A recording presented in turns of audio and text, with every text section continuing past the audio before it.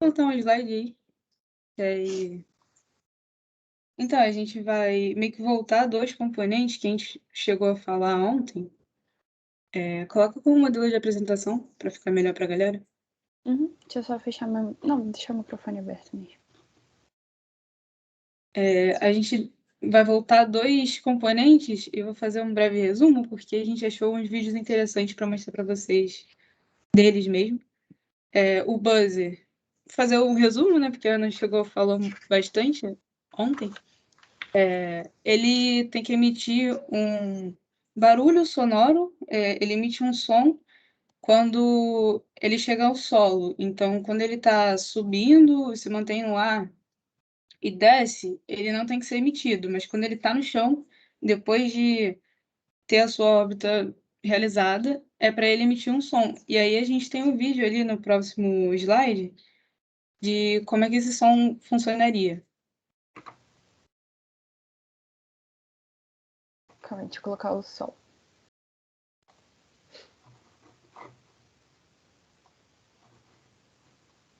Fala, galera, beleza? Qual o minuto que é pra colocar?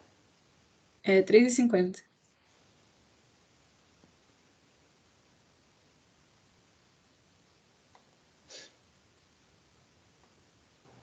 Então, alimentando aqui o buzzer, devemos ouvir o sinal sonoro.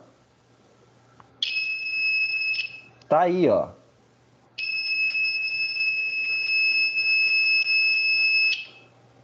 Vamos pegar outro.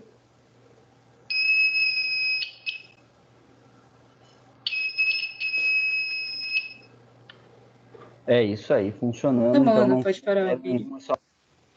Esse é o sonzinho que o buzzer tem que fazer quando ele chegar aqui no solo. Então, ele é lançado, ele cai, e aí quando ele chega no chão, ele tem que fazer esse barulhinho para a gente poder encontrar ele, enfim. Isso. Só ressaltando que isso é uma das regras do CubeDesign, que é a competição que a gente já falou para vocês, que assim, ele tem que funcionar, como está escrito aqui no slide, voltar. Ó, o buzzer vai ser utilizado na missão de solo. Isso é uma regra dele, porque ele não pode ser acionado antes, tá? Como a Larissa falou, é ali na queda mesmo. Se ele for acionado antes, se ele fizer ali o barulho antes de cair, tá errado. E também o servo motor, só relembrando assim que ele vai servir para poder abrir a tampa do Cansat no momento em que o sistema de pouso ele precisa ser acionado.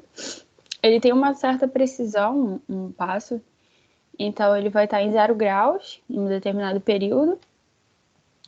Nós colocamos ele em 90 graus e esse movimento ele vai estimular a tampa a abrir e o paraquedas ele vai sair. Daí foi isso que eu expliquei ontem para vocês, a gente colocou um vídeo exemplificando.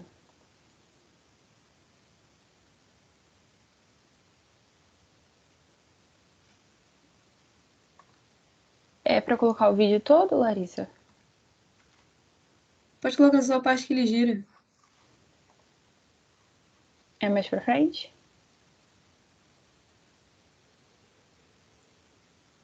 Pode deixar passar, ele é curtinho mesmo. Tá. Que ele mostra o sistema ali que ele fez. A conexão que ele fez. É que tá sem som pra gente.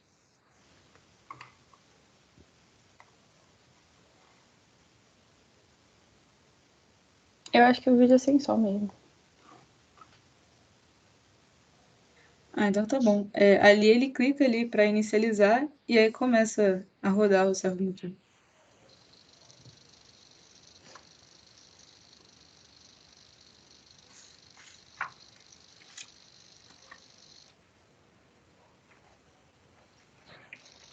Tá bom, pode passar pro próximo vídeo.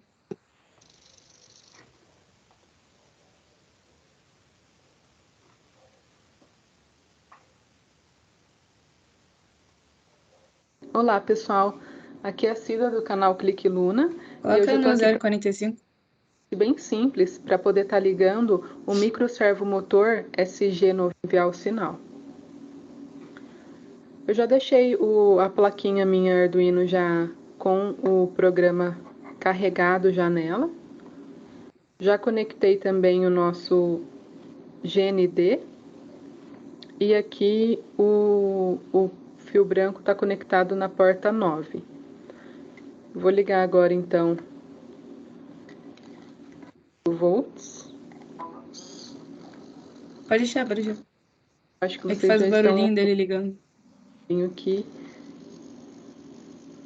o microservomotor já está funcionando.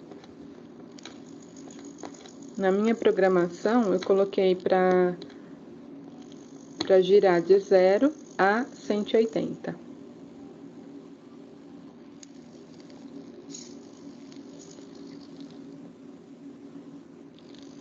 Então, aí vocês podem conferir.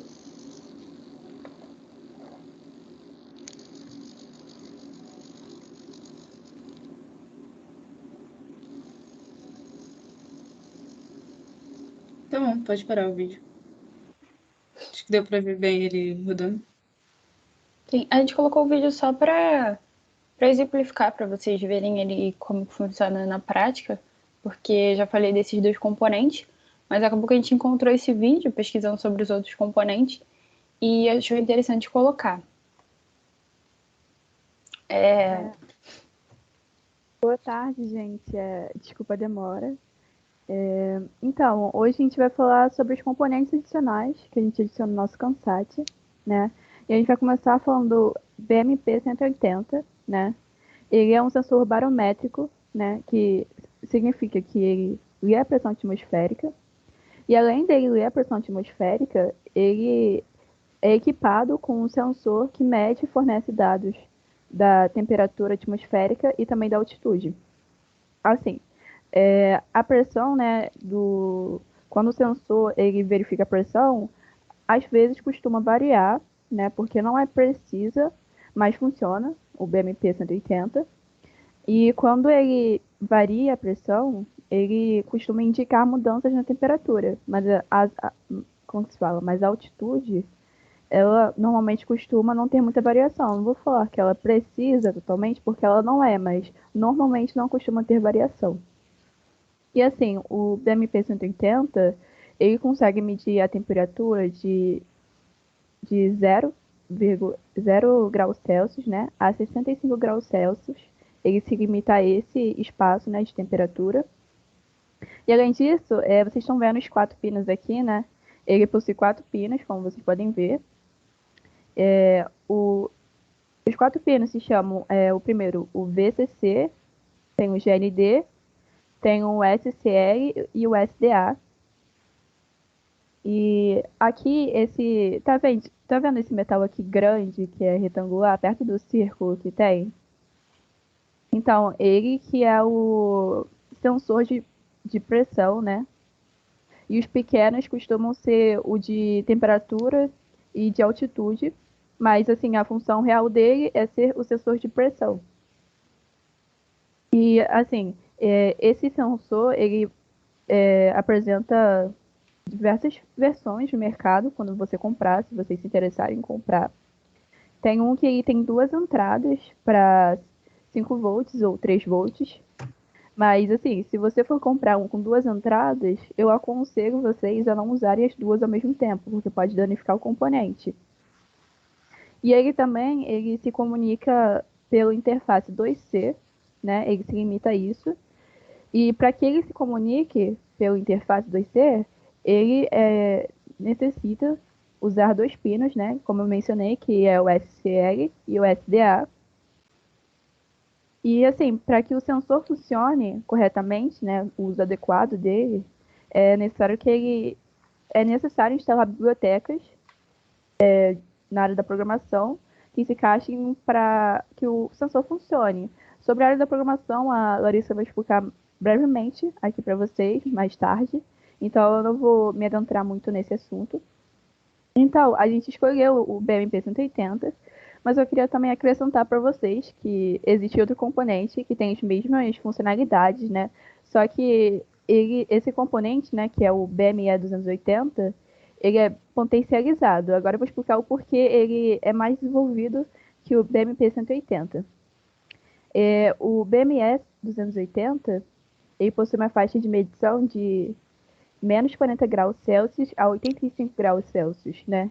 Já o BMP 180, ele vai de 0 a 65 graus Celsius. E o BME 280, ele costuma se aquecer um pouco. Então, assim, por conta desse aquecimento que acontece, né, no sensor, a temperatura pode ser de 1 a 2 graus a mais, mas se você tiver esse conhecimento, você vai saber, né? É só dando uma observação aqui para vocês. E também, né, ele se comunica pelo interface 2C, né, que nem um BMP 180, mas também se comunica pelo SPI. Ele não se limita, né, ele tem mais funcionalidades. E assim, esse componente que eu acabei de falar para vocês, ele é um pouco mais caro, mas possui recursos maiores do que o BMP 180. E assim, um exemplo para vocês meio que raciocinarem, tentarem visualizar, que o BME 280, ele pode ser usado para criar tipo um projeto da estação meteorológica. E apenas com esse sensor, para vocês terem uma noção. Mas assim, se você quiser um sensor com uma função só para indicar a medição da pressão ou da umidade, eu indico o BMP 180, porque assim, você comprar um componente mais potencializado, sendo que você não vai usar todas as funcionalidades, eu acho que acaba sendo um investimento perdido, sabe? Então, assim, eu indico para vocês o BMP 180, caso seja o objetivo de vocês só medir a temperatura e a pressão. E acaba que é mais barato, né, para os recursos financeiros nossos. Não sei como que é o recurso de vocês, caso vocês queiram utilizar, mas é basicamente isso, né? Uma das recomendações que a gente recomenda para vocês, né, é não usar cabos muito compridos, nem folgados, ou, sei lá, que estejam mal soldados, porque isso pode acabar danificando o chip do sensor. E assim, você acabou de comprar, vamos dizer que você acabou de comprar o componente, aí você acaba danificando, não é muito legal, né? E assim, esse sensor ele é extremamente sensível à umidade, então ele não pode ser de jeito nenhum molhado. E também não pode ser usado para medir a temperatura externa. Ele não foi feito para isso, nem meteorológico, entendeu? Ele também não pode ser exposto ao sol diretamente. E ele também não pode estar em um compartimento totalmente fechado, porque assim não haveria pressão. E a funcionalidade dele, como eu já citei aqui, é medir a pressão, né? Ler a pressão. Então, se ele está um compartimento totalmente fechado, ele não vai conseguir executar a função dele, a função principal, né?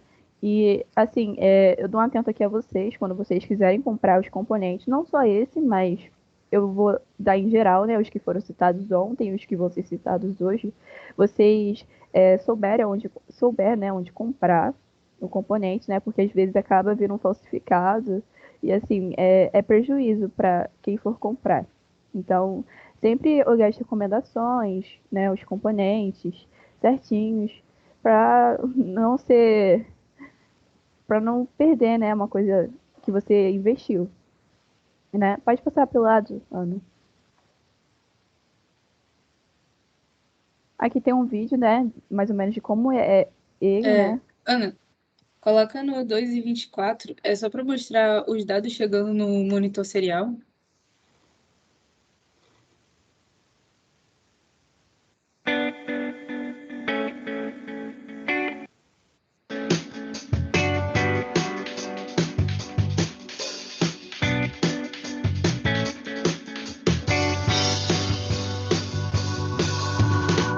Pode parar.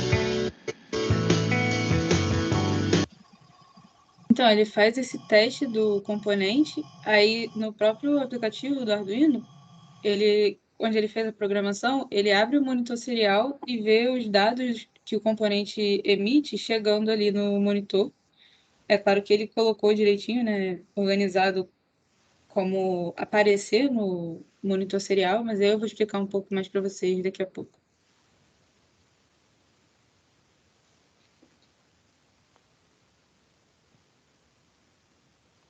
Pode passar pro lado, por favor, Ana. Tá, e agora eu vou falar um pouquinho para vocês do MQ7, né? Ele é um sensor usado para detectar concentrações de monóxido de carbono. E a equipe decidiu usar ele, né? Porque o nosso Kansat, como a gente já falou nos últimos 3 dias, ele é um satélite que ele fica na atmosfera, né? Que quando ele é lançado, ele alcança em torno de 200 não, 20 metros de altitude. E na edição passada, né, da competição que a gente participou, a proposta se baseava na área ambiental, né? Então a gente decidiu adicionar esse sensor, porque achamos interessante a questão dele conseguir captar o monóxido de carbono. E assim, falar um pouco da nossa experiência com esse sensor, ela não foi tão fácil a nível de teste, pois assim, ele tem que gerar fumaça. E assim, correlacionando, para você gerar fumaça, você tem que gerar fogo. Então, quando você for usar, né, o MQ-7 a nível de teste, é preciso ter cuidado, porque você está manuseando o fogo, então tem um certo risco. Então, eu sugeriria vocês a terem um pouco mais de experiência nessa área de manual, né, de Kansat, porque chega a ser um pouco perigoso, mas nada tão exagerado assim. É só questão de se atentar um pouco. E assim, eu acho que eu cheguei a comentar na quarta, né, no dia que apresentei, mas eu acho que vale a pena repetir porque é interessante, né, que o MQ-7 aí possui uma família de MQs, né? Ele tem componentes que variam do MQ-1 a MQ-135.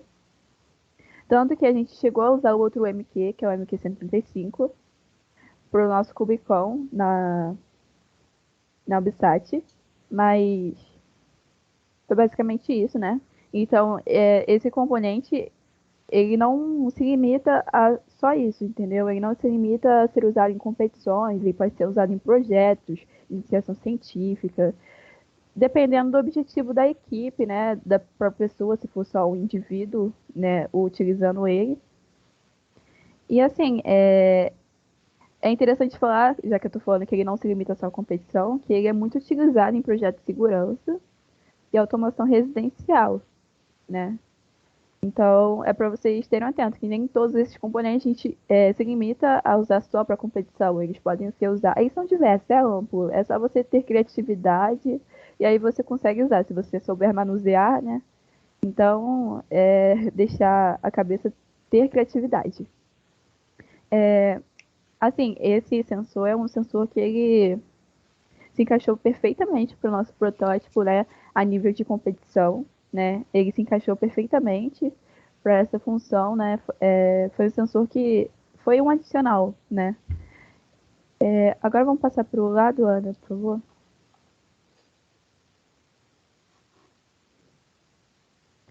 Esse aqui é o teste, né, do sensor. Só para vocês verem mais ou menos como funciona.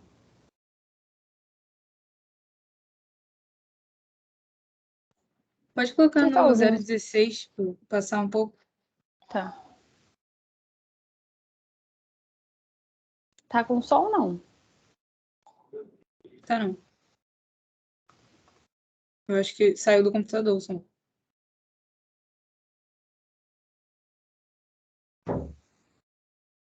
Mas aí ele mostra a captação, né, do monóxido de carbono. Quando ele chegou com o isqueiro perto, ali teve a mudança da captação dele.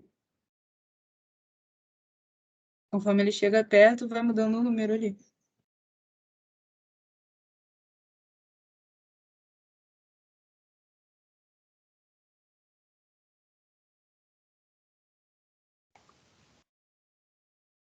Agora a gente fala um pouco sobre o DHT11, né? Ele é um sensor bem sensível, bem acessível no caso, para se achar em um mercado. E é também um componente barato. E existe outro componente, né, que é o irmão dele, vamos dizer assim, que é o DHT22, mas eu vou falar um pouco dele mais para frente. Ambos eles são sensores digitais, que a função deles é verificar a temperatura e a umidade. Mas, assim, a gente achou interessante a verificação, né, a leitura da umidade, já que o BMP-180 também ele detecta a temperatura. E, assim, esse sensor pode ser facilmente alimentado com 3,3 volts ou 5 volts. Mas assim, o mais indicado é o 3,3 volts.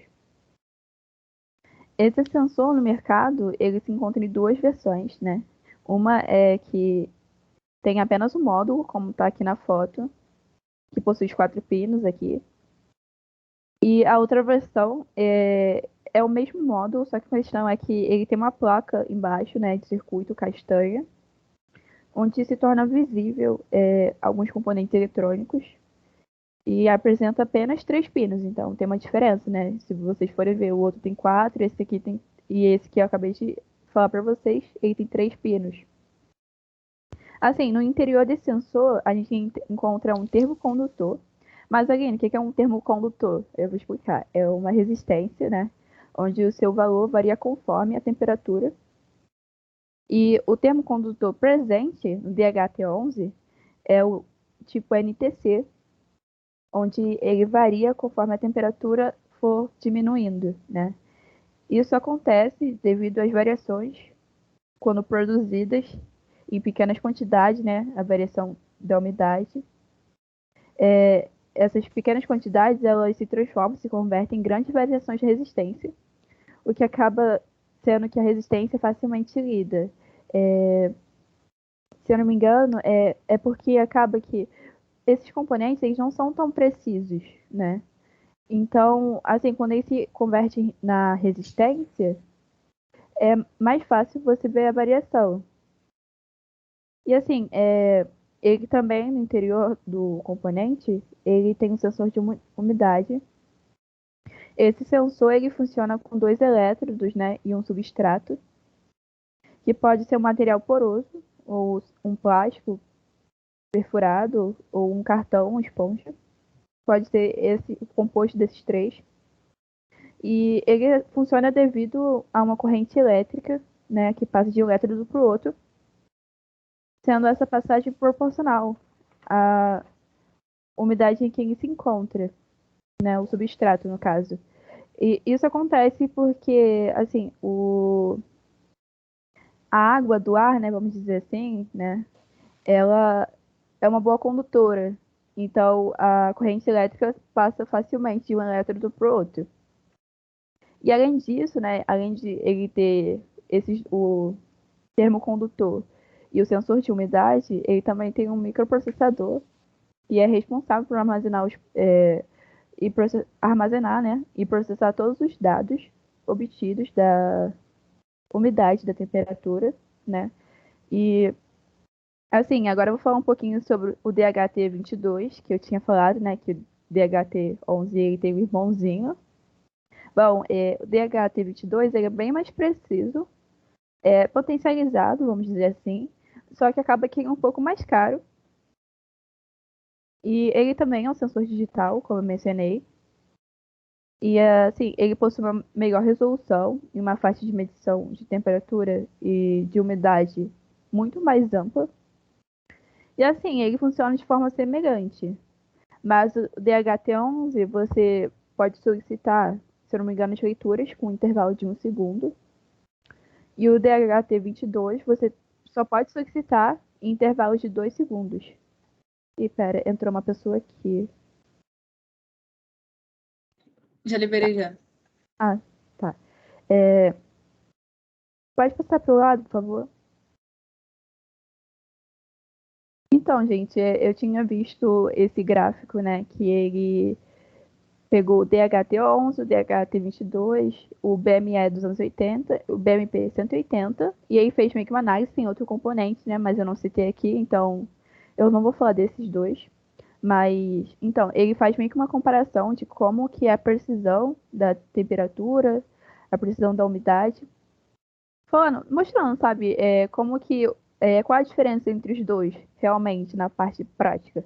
E o que acontece? Essa experiência, ela se deu, ela começou, ela durou, no caso, né, umas 36 horas, e aí mostrou um intervalo de 5 segundos, se eu não me engano, da precisão, né? Se vocês puderem ver, o BME dos anos 80 teve uma precisão, algumas variações, mas teve uma precisão maior.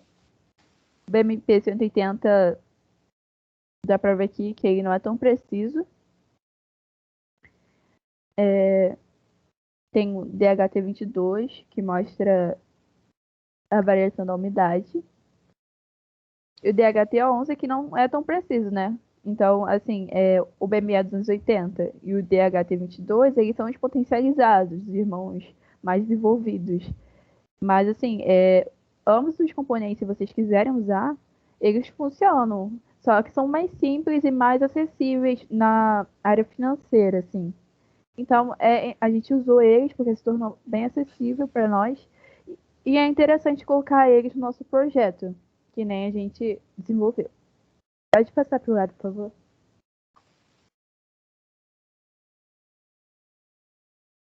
Eu acho que eu... Vocês esqueceram de colocar o vídeo. Não, era porque o vídeo, ele não tinha diferença e eu não coloquei.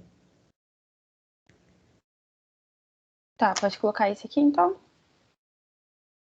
Pode. Pode colocar Ah, testes do DHT1.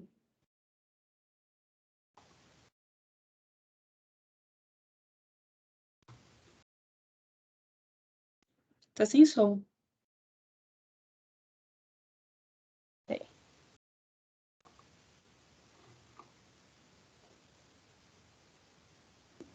Acho que o vídeo é sem som mesmo.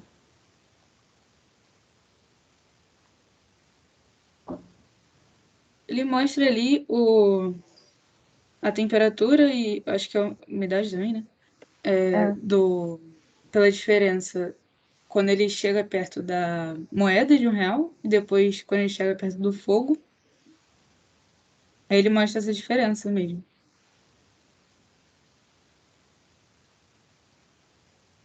Assim, não sei se vocês perceberam, todos os vídeos que foi apresentados aqui, eles mostram os dados, né?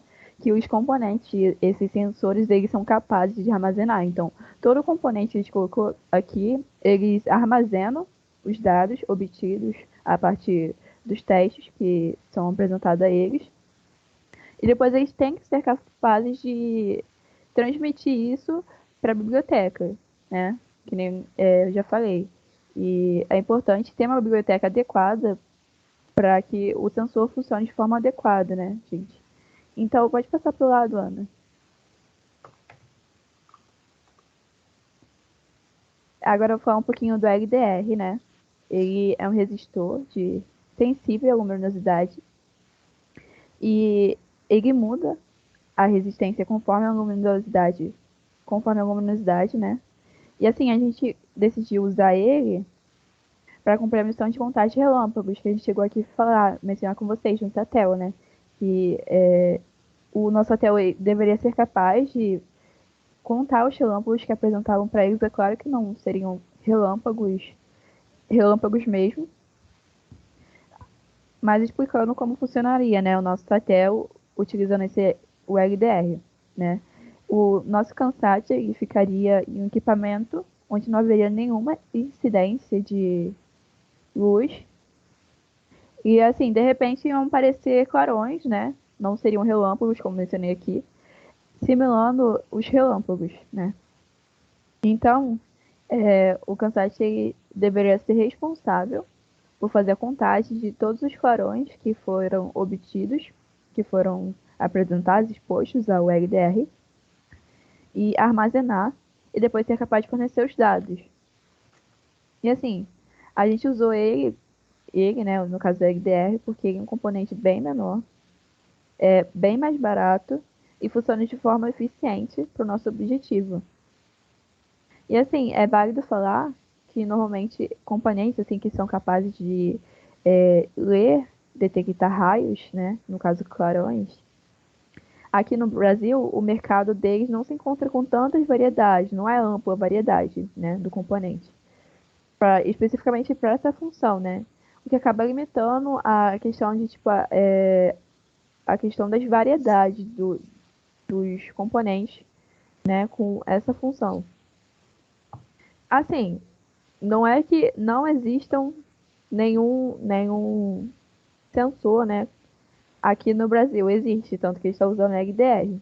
Mas é porque quando a gente encontra um componente assim, capaz de executar essa função, né, de verificar e detectar os raios, ele acaba que pode acabar se tornando, né, um pouco mais caro e às vezes não é acessível, né, para os nossos recursos. E não sei se vocês observaram, né, sempre a gente acaba procurando um componente um pouco mais barato, um pouco mais acessível, mas que tenha qualidade, apesar de ser simples, e que forneça o nosso objetivo, né? A gente sempre procura isso, esse é o nosso intuito. Mas assim, a gente não iria usar o LDR inicialmente, a gente ia usar o sensor de luminosidade, o Grover, que assim, ele é direcionado para medição de luz, né? E cumpre a missão de contagem de relâmpagos. E isso se deve, né, por ele ter uma alta sensibilidade à luz, conforme também a HDR tem. Só que ele é potencializado, né, que nem eu falei. Todos os componentes que eu mencionei aqui, que a gente não trouxe, né, eles são os potencializados, são os mais desenvolvidos. Assim, e esse sensor, ele estava valendo um preço que, assim, não se encaixava na nossas finanças.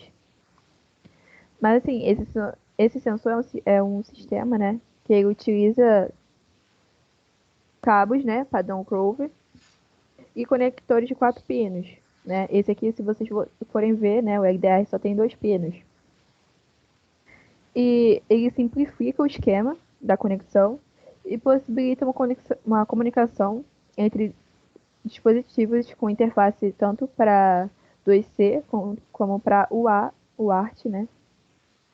Entre outros. Então, assim, ele é bem mais amplo na parte da comunicação, né? São mais desenvolvidos, como mencionei aqui.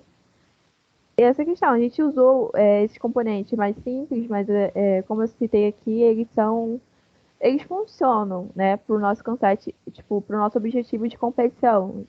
Não adianta a gente colocar coisas, nossa, muito desenvolvidas se a gente não for usar todas as funcionalidades, né? Se a gente não for aproveitar as oportunidades, né, de usar um componente com mais funcionalidade, com mais recursos.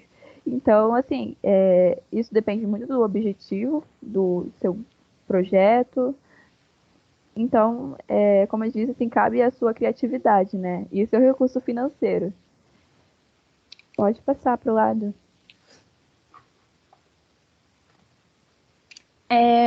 Eu vou falar para vocês do NRF, mas antes eu vou colocar no Tinkercad aqui, deixa eu só parar de compartilhar para eu poder colocar. Só um minutinho. Então, ela vou vai mostrar fazer pra... um. Desculpa, ela vai fazer Pode um falar. circuito no Tinkercad, e aí, lembrando para vocês que o Tinkercad foi aquele que eu mostrei para vocês a própria capa, né, do Kansat. Então, é realmente um site que tem muitas funções, dá para você usar bastante. Então, vale a pena vocês aprenderem, tipo, darem uma olhada de como é que funcionam as coisas e se vocês se importarem em fazer, se importarem não, né, se vocês quiserem fazer alguma coisa parecida de circuito, de modelagem, eu indico que vocês começarem por ele mesmo e aí depois, claro, ir aprimorando. Podem ir para outros aplicativos, mas é bem fácil de começar por ele. Então, eu indico bastante.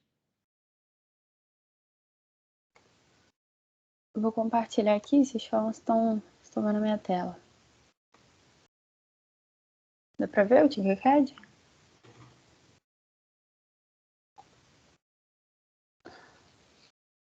Sim. Tá.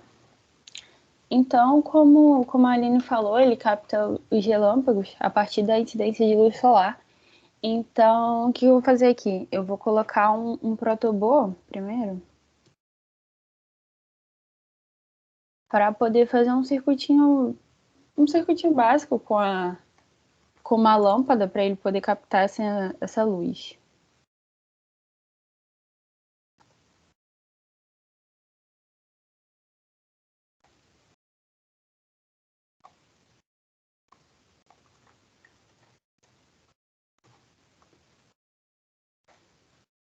Colocar uma bateria. O Arduino, claro. Como eu falei para vocês já ontem, esse Arduino ele não é o nosso, porque o Tinkercad ele não tem esses componentes assim mais específicos. E o LDR, que aqui no Tinkercad se chama fotoresistor. Vou colocar aqui os fios jumper. Primeiro, na conexão do LDR, eu vou colocar no terminal 1 dele. Eu vou colocar a porta 13, que está estabelecida no código. E o GND, que alterna no terminal 2. Daí, para poder fazer um circuito com a lâmpada, para que ela funcione, eu vou conectar aqui no protoboard a bateria, positivo no negativo, e fazer a mesma coisa aqui, terminal 1 positivo e terminal 2 negativo. Então tá pronto o nosso circuito, agora a gente precisa colocar o código, né, a programação. Eu vou só copiar e colar aqui a programação que tem lá na nossa programação real mesmo.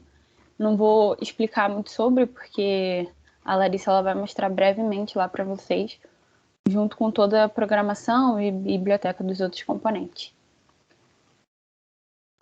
Então, iniciando aqui a simulação, eu vou colocar aqui para ele detectar o nível, vou deixar aqui no menu um tempinho, para lá nas informações vocês conseguirem ver essa diferença. Vou colocar no maior também, deixar um pouco, colocar no meio também. Tá, vou parar a simulação. E vou aqui no monitor serial, que é onde ele vai fornecer as informações. Então, vocês podem ver aqui, ó, 42, que é quando estava a contagem de relâmpago baixa, e aí vai aumentando. Ó, 70, até o 76 foi o máximo que ele captou até eu parar a simulação. Então, isso é uma uma forma análoga para vocês poderem ter uma ideia de como funciona ele, mais ou menos. Daí agora, como eu falei para vocês ontem, eu faço diário de bordo e faço estudo dos componentes, como eles operam, enfim. Então, vou mostrar para vocês uma pesquisa que eu fiz sobre o NRF. Eu não vou me adentrar muito em partes técnicas, assim, muitos conceitos, mas vou mostrar para vocês.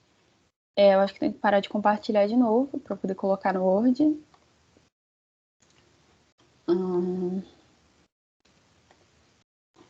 Dá para ver o Word? Larissa, Sim, ainda desenho. não. Tá. Então, o módulo de comunicação NRF, ele é um módulo de comunicação, né? Enfim, que funciona através de um microcontrolador, que no nosso caso é o Arduino, mas pode ser Raspberry também, enfim. Aqui está escrito, né, podendo enviar e receber informações.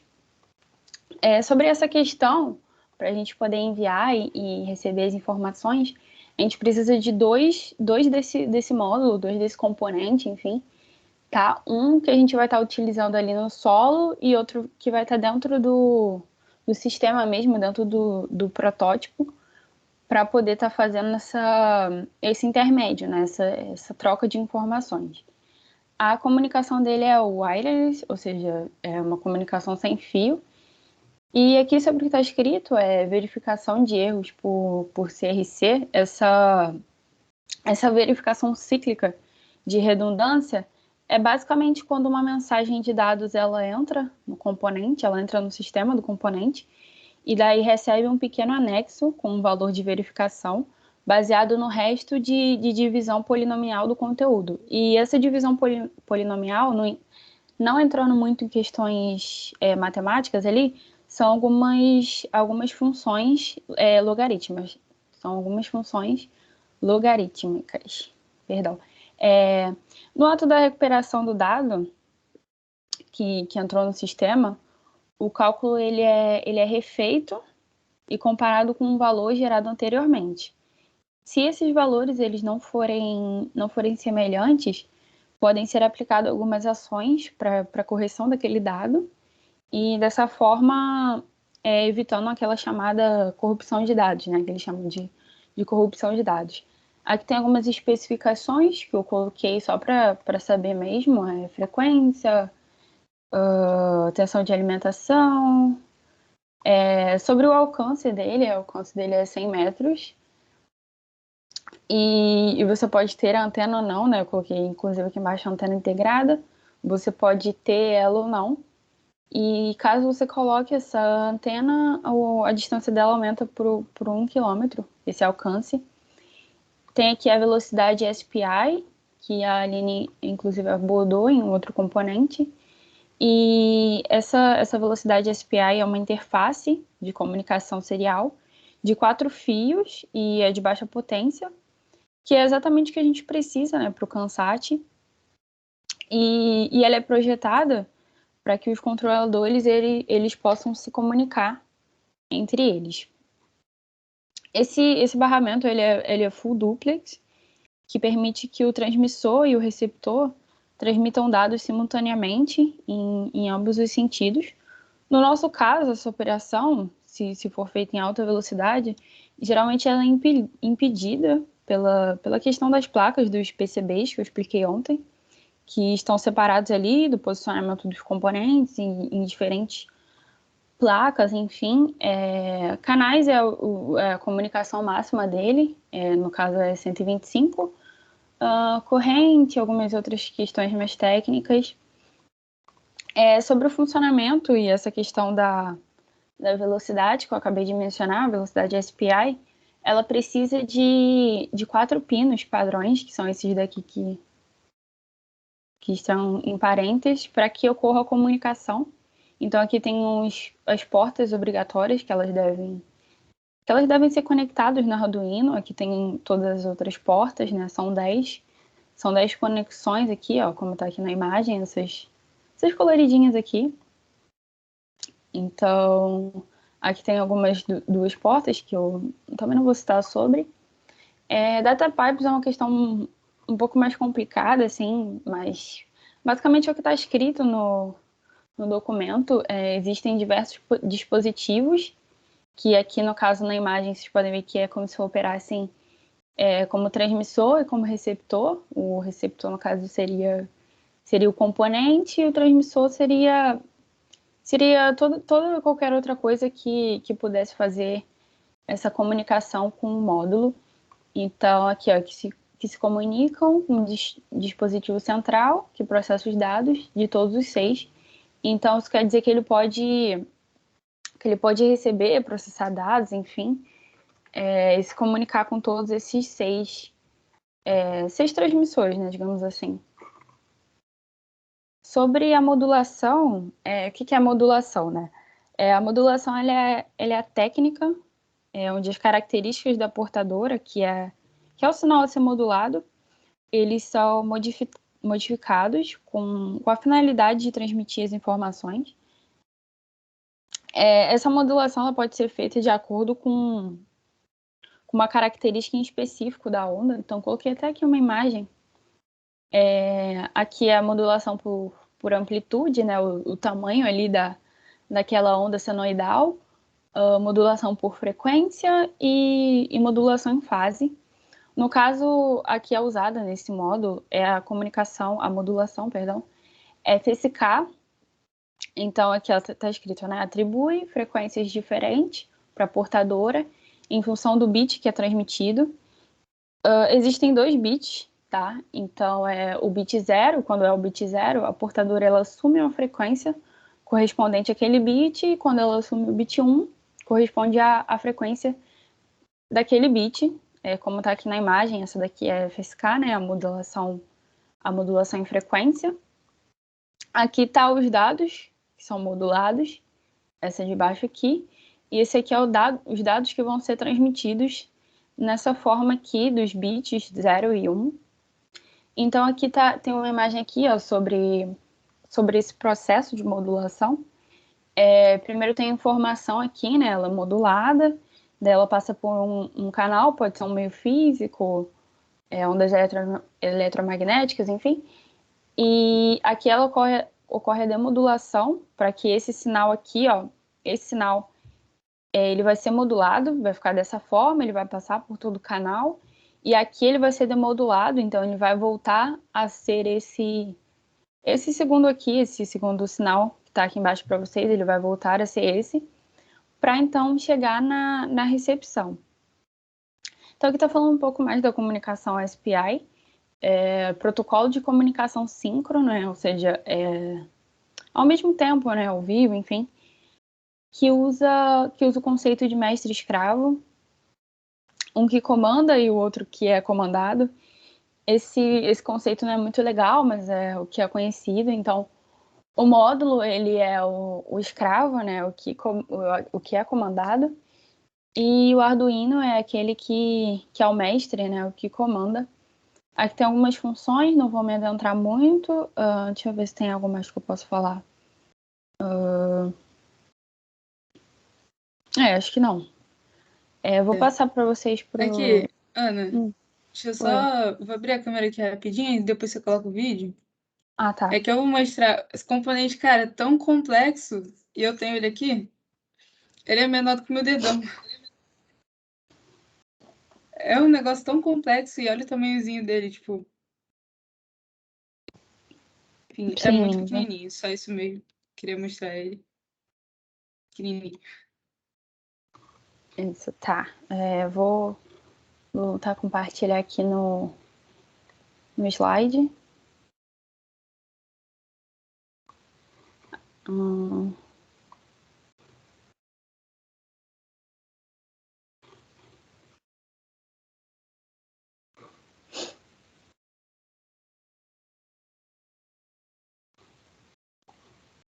Vocês estão vendo o Tinkercad ou o slide? O slide. Ah, tá. Deixa eu botar aqui. Só que tá lá no início. Sim, vou botar aqui. Tava carregando de novo.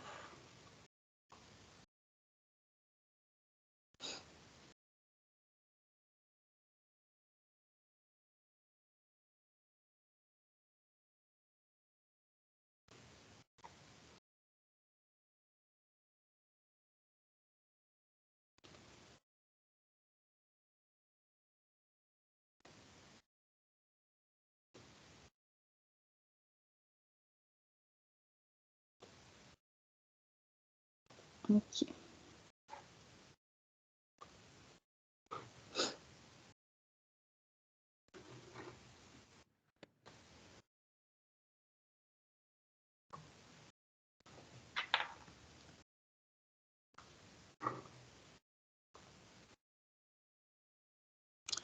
Então, eu vou colocar o vídeo aqui.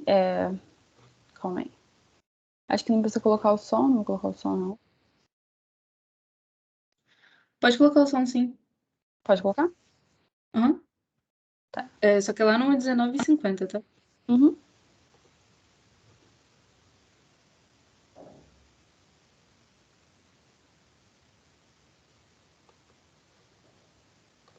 Que o meu potenciômetro está conectado aqui no pino A0, né? Eu coloquei aqui umas plaquinhas para a gente fazer a distribuição de 5 volts e terra. E o meu servo está aqui conectado no meu Arduino, ele está aqui no pino 6, né? Como a gente já viu na programação. Eu coloquei aqui um capacitor para melhorar um pouquinho a filtragem dos 5 volts, porque o servo fica operando mais. E aí aqui o meu botão, ele quando for mexer aqui, olha lá. Ó, ele é bem sensível, não? Bem bacana. Tá bom, só isso. E aqui ainda mostra o servomotor, né? Isso, Além isso que eu ia falar. do NRF que tá um transmitindo, outro recebendo. Até anotei ali em cima pra falar. Isso. É a questão que eu falei antes para vocês, que eles precisam de dois componentes. Então, esse aqui, que está operando, que está com esse botãozinho aqui, vai ser em teoria, né? A que vai estar no solo. Então, Aquela questão também do servomotor, ele abrir o paraquedas, é com isso, tá? Esse movimento que ele vai fazer, que eu expliquei para vocês, de 0 para 90 graus, é exatamente isso, e com auxílio do NRF. Aqui também tem eu não coloquei a foto da antena, mas acho que dá para ver aqui. Ele colocou a antena na questão do solo, né? Dos componentes que a gente vai estar utilizando no solo, e aqui ele não colocou, acho que ele não achou necessário. Então agora a Larissa vai falar um pouquinho para vocês. Vou pedir para você parar de compartilhar, que eu vou direto pro Arduino.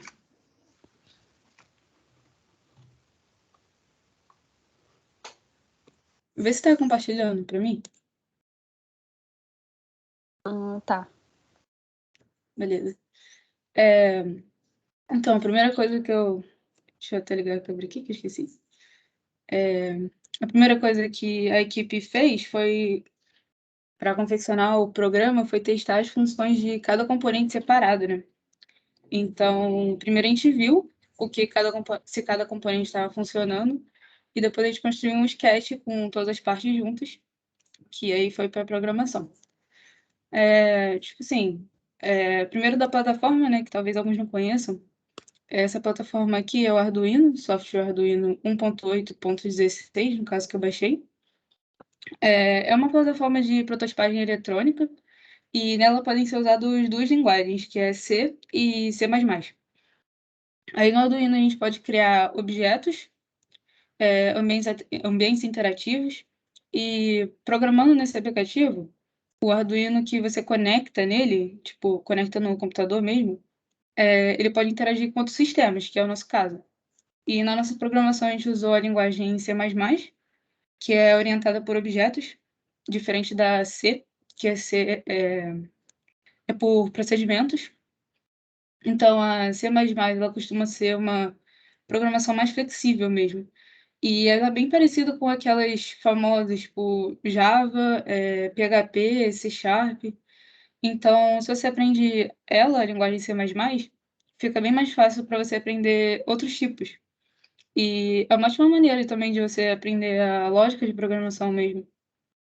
E aí, esse aplicativo aqui é um programa para fazer o nosso componente do Arduino funcionar.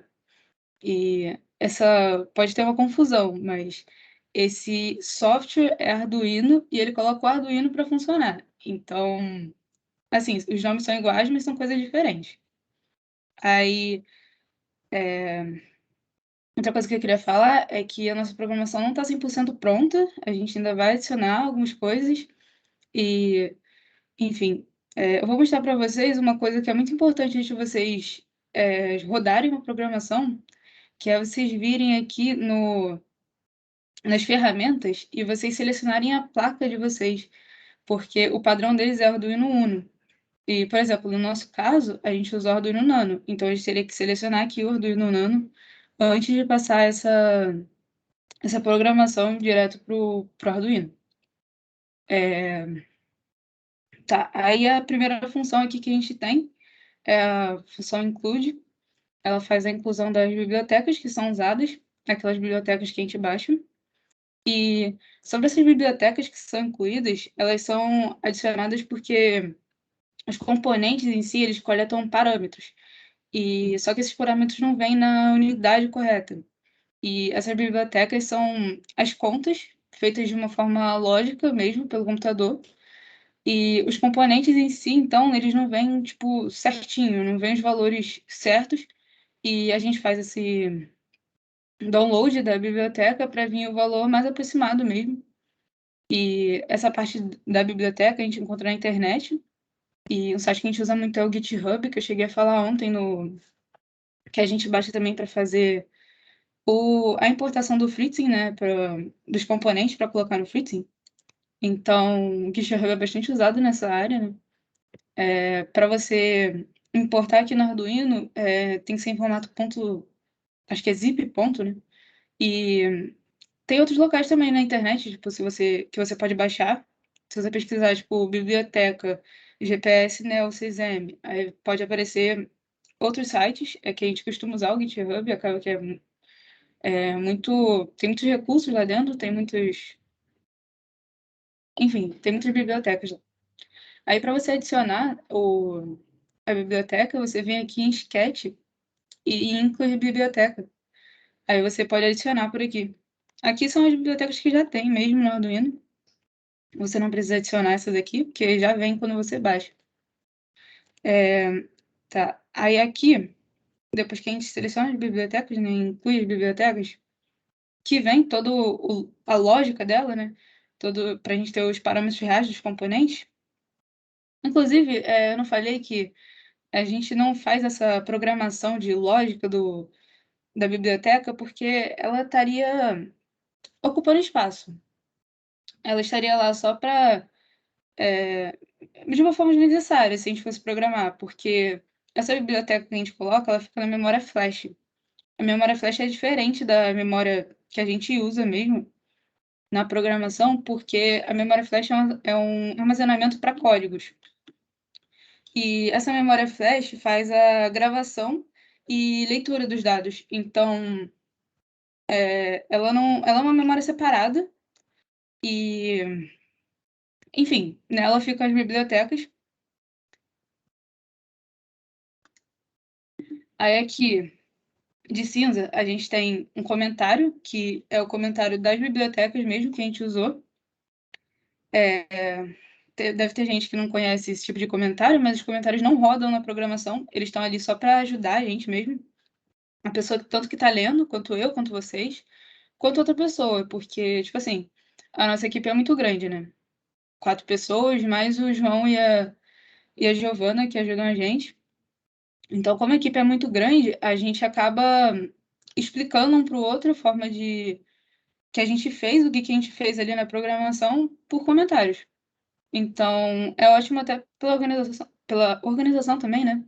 Porque se a gente esquecer as coisas, tipo, se eu ficar muito tempo sem mexer, eu esqueço o que eu fiz. Então, é bom a gente deixar sempre comentários, sempre que possível, para deixar tudo bem organizado. Aí, então, quando você precisar fazer um comentário, você usa, tipo, o barra asterisco aqui, no início do comentário, e o asterisco barra aqui embaixo, e aí ele faz um comentário longo. Esse comentário longo a gente chama de comentário em bloco, e só que também tem o caso de ser uma anotação simples, e aí você não teria que abrir esse barra hashtag, barra asterisco e asterisco barra aqui. Você teria que vir aqui. Aqui embaixo tem um exemplo. É a barra barra e o comentário. Quando você coloca o barra barra, ele faz um comentário por linha. Então, a gente usa ele mais quando precisa fazer tipo uma coisa rápida, uma anotação rápida de uma linha mesmo, ou duas. Enfim, coisa bem simples. Aí, quando é uma coisa muito longa, tipo esse aqui, das bibliotecas, a gente usa esse barra asterisco, asterisco barra, para fazer um comentário maior, né? Aí, aqui embaixo, a gente começa a definição dos pinos e das variáveis dos componentes. A gente faz por cada componente separado, pela questão de organização mesmo. Em caso da gente ter que mudar algo, tipo, em algum componente específico, fica bem mais fácil da gente achar onde é que está esse componente, fica bem mais visível, assim, até para ver erros mesmo, para consertar alguma coisa. E, além disso, também uma compreensão final do arquivo TXT que vai ser feito quando a gente rodar a programação. Vai ficar tudo separado, tipo, por componente, não vai ficar bagunçado. Tipo, latitude com a temperatura, enfim. Aí a gente tem aqui as definições para o GPS, que a gente usa para definir a latitude, longitude e a altitude. Aí aqui a gente tem o MPU, que tem endereço I2C, que é uma configuração da plataforma. O I2C é um protocolo, né, usado para simplificar e padronizar a forma de comunicação entre circuitos integrados. A Ana chegou a falar um pouco dele ontem. Beleza? Aí, tá. Aqui no MPU também, a gente faz a definição aqui dessas variáveis, que são a céu X, a céu Y, a céu Z. eles são os eixos X, Y e Z do acelerômetro. O MPU também faz a captação da temperatura. E os eixos X, Y, Z do giroscópio, que aí está como giro X, giro Y e giro Z. Aqui embaixo a gente tem a definição do objeto do MP180, que veio da biblioteca da Adafruit. Aqui no DHT11, a gente definiu a variável dele e o pino. E aí, nesse caso aqui, ele está com o pino analógico, que eu cheguei a comentar ontem. É aquele pino que faz a medição entre 0 e 5 volts, que é diferente do pino digital, porque o pino digital ele faz a variação, ele faz só duas medições, né? Que é 0 volts ou 5 volts. Então aqui ele está naquela variação de entre 0 e 5 volts. Aí aqui no LDR, a gente define o pino também, que nesse caso também é analógico. Colocamos o contador de relâmpagos, que é, bom, esse é o principal. Isso é o que ele tem que fazer, né? É contar os relâmpagos. Aí a gente tem a definição de pinos e variáveis do buzzer, e aqui do microservo, servomotor, no caso. E aqui no servomotor a gente definiu a posição inicial dele, porque ele tem aqueles dois estados que eu falei quando eu mostrei aquela capa, que ele tem o estado de fechado, quando o satélite está subindo e mantém lá em cima, né? Quando ele está virando para cair, ele tem que abrir ele tem que estar com o estado aberto.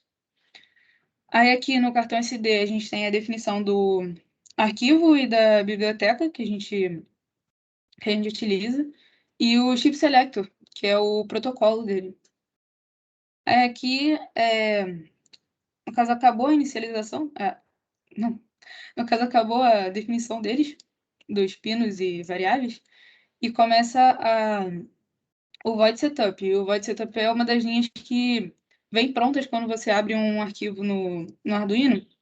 Quando você cria um novo arquivo, ele já vem com escrito nele o void setup e o void loop, porque o void setup ele faz a inicialização dos componentes e do monitor serial. Então, esse void setup, inclusive, é só usado uma vez, quando o Arduino é ligado ou quando ele é resetado, né? Mas ele só acontece uma vez, e aí quando você vai para baixo, ele faz o void loop. Depois eu vou explicar melhor para vocês o void loop. Enfim, ele faz essa inicialização dos componentes e do monitor serial.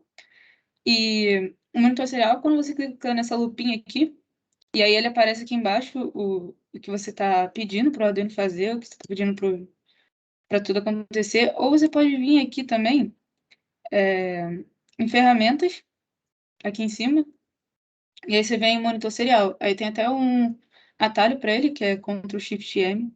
Eu só não vou rodar aqui porque eu não estou com o Arduino conectado, então não vai adiantar de nada, vai dar erro. Ok, aí a gente tem aqui a inicialização do GPS e do MPU 650. É uma coisa que é bom ressaltar, tipo, que aqui no MPU 650 a gente tem um serial begin de 9.600 e essa aqui é a taxa de transmissão. Geralmente é esse número porque a gente usa o serial begin para imprimir algum texto na tela. Então, a gente usa o 9.600 para esses números não vierem muito rápido, tipo, chegarem várias informações ao mesmo tempo e a gente não conseguir entender em si o que está sendo transmitido, né? Então, esse 9.600 é para esses valores mesmo chegarem de uma forma visível para a gente.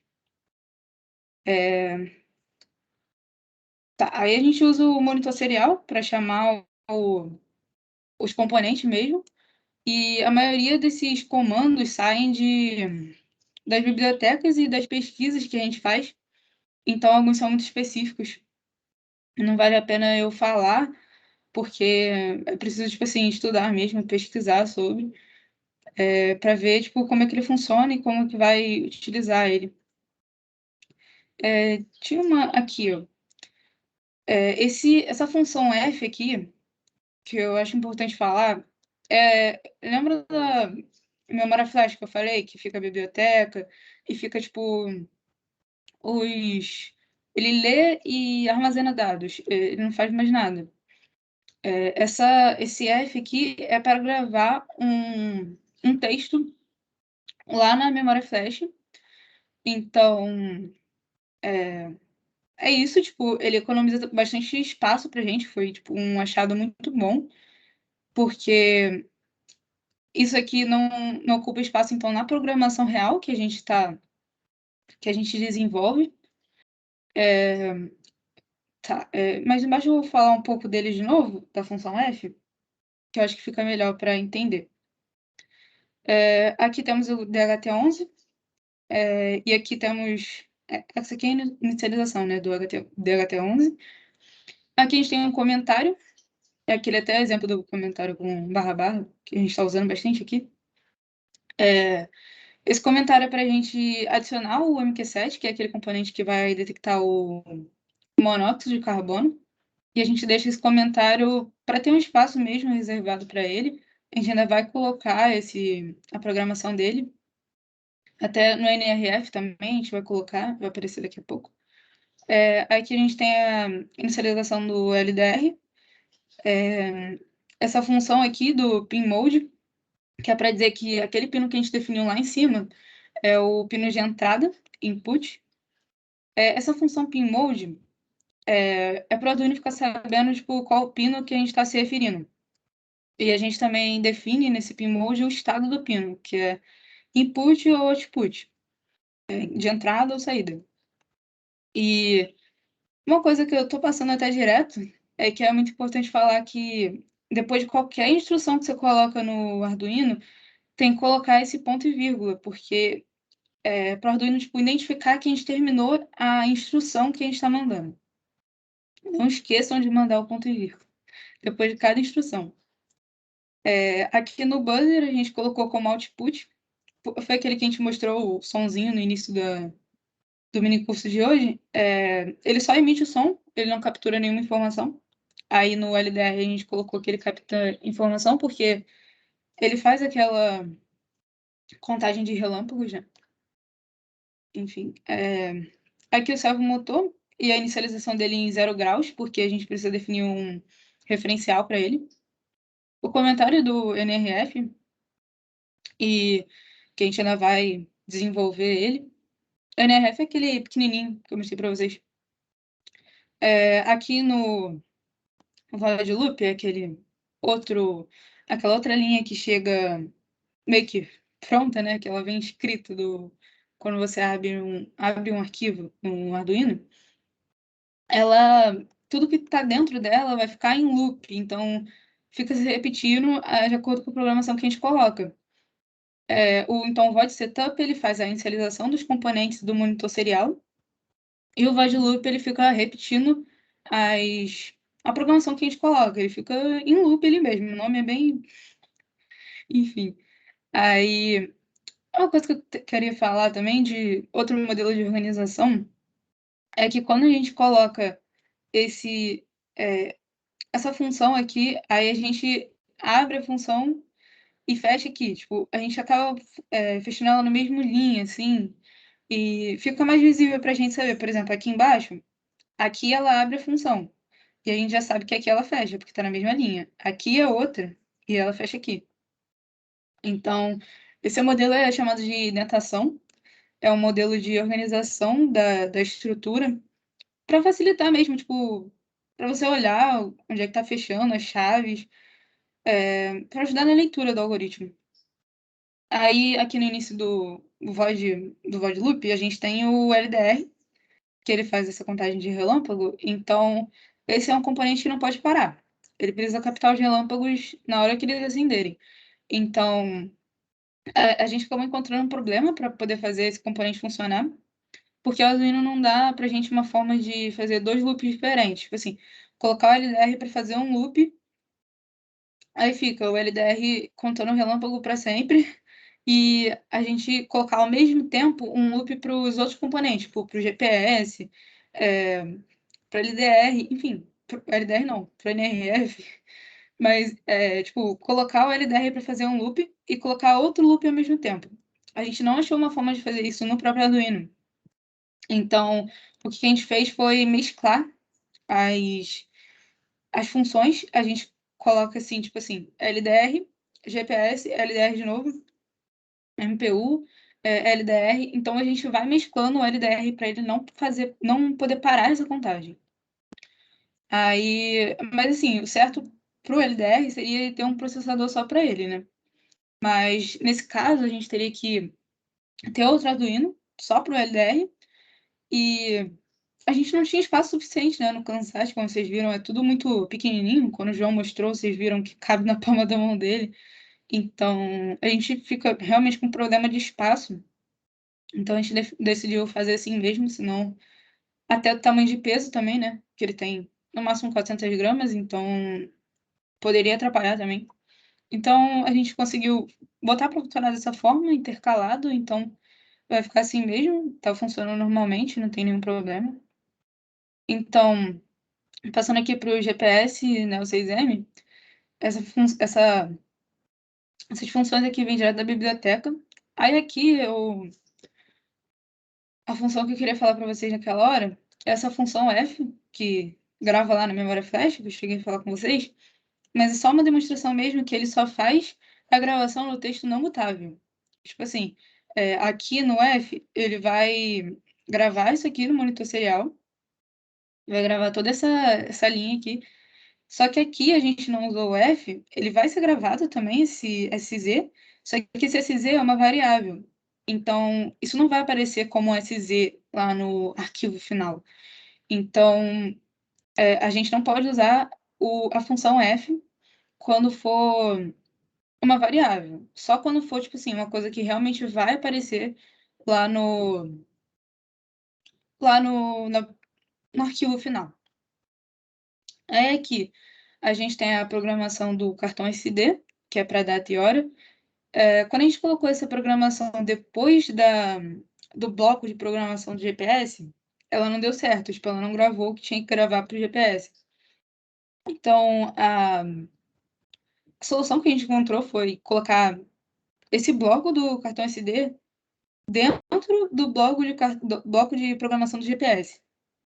Aí, quando o registro ficou, tipo, antes da chave do GPS fechar, a chave do GPS fecha aqui, então o registro ficou aqui dentro. Quando a gente colocou antes dessa chave fechar, deu certo. Aí aqui embaixo, a gente fez a inicialização do cartão SD para latitude, longitude e altitude e gravamos esses dados. Uma das experiências ruins do João e da Giovana é que eles fizeram a inicialização. Tipo assim, eles confundiram o print com o print ln. E aí o arquivo final ficava todo bagunçado. Tipo assim, não é nenhum problema assim, não é um problema gigante, mas tipo assim, ficava muito bagunçado. Aí eles tiveram que ir testando, assim, para ver como é que funcionava cada um, eles estavam confundindo um com o outro. Mas a maior diferença entre eles é, tipo, é até uma coisa boba, mas que acaba que tira um tempo, né? Porque, assim, confunde muito. É que, assim, o print, ele exibe a mensagem no monitor serial, e o print ln, ele pula a linha depois de mostrar a mensagem. Então, enfim, isso confunde bastante. E são esses dois, o MyFilePrint e MyFilePrintLN, que faz com que as variáveis sejam gravadas no arquivo. Aqui tem até o exemplo da função F que eu falei, que grava na memória flash. Ele vai gravar essa latitude igual a, e aí o println vai fazer a gravação da variável mesmo. Aí a gente volta para o LDR para dar aquela continuidade que eu falei, que foi LDR, GPS e LDR de novo. Aí a gente passa para o MPU 650, que ele possui os 3 eixos do acelerômetro e os 3 eixos do giroscópio. Além da temperatura também, né? Mas acho que a gente não usou a temperatura aqui. A gente volta para o LDR, vamos para o BMP 180, que também usa a função da biblioteca. Ele é responsável por pegar, ele sim, pega os dados de pressão, altitude, pressão a nível do mar, altitude real. Ele pega basicamente a temperatura, pressão e altitude. Aí volta para o LDR e DHT11 aqui agora, que captura a temperatura e a umidade.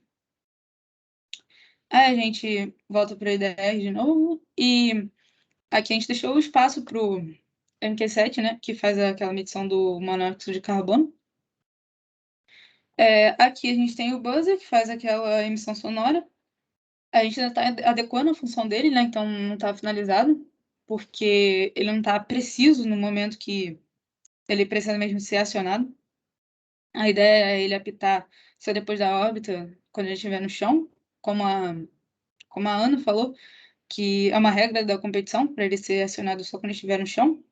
É uma missão de solo, então a gente não conseguiu adequar direito essa função. E a gente tem aqui o servomotor. Ele é usado para acionar aquele sistema de pouso que eu venho falando tanto, que tem aquelas duas funções de fechado e aberto. É outra função que a gente não conseguiu adequar ainda no momento exato, que é para ser aberto, mas é para ser aberto tipo, no último ápice do satélite, quando estiver virando para cair. Eu acabei que eu repeti muito isso, mas a gente não conseguiu deixar assim dessa forma de ser acionado no momento certo essa função do servomotor, que é só quando tá no, tipo, virando para cair mesmo, no ápice. E aí a gente deixa aqui o espaço para o NRF, que a gente vai adicionar depois. E aqui a gente tem a inicialização do cartão SD, e aqui embaixo a gente tem a gravação. E é isso, tipo, vou mostrar para vocês agora no... A Ana vai compartilhar para vocês como é que fica o arquivo final pra gente. Ele dá um arquivo TXT, que é aquele bloco de notas mesmo.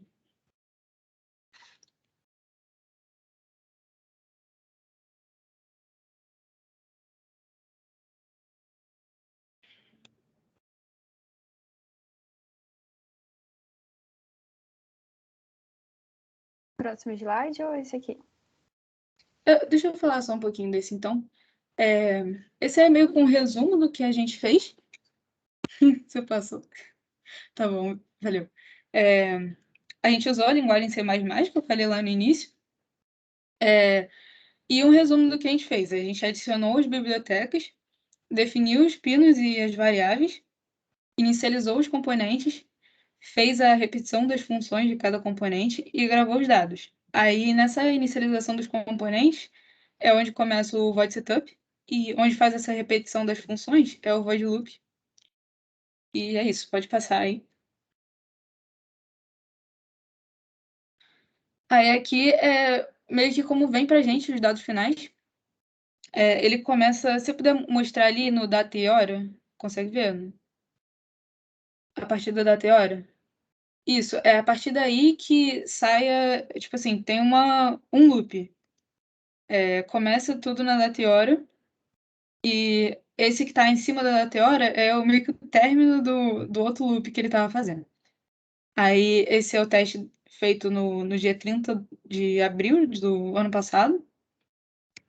E aí tem todos os dados que a gente mandou o Arduino capturar, os sistemas capturarem. E é isso, esse é o arquivo TXT que a gente tem final.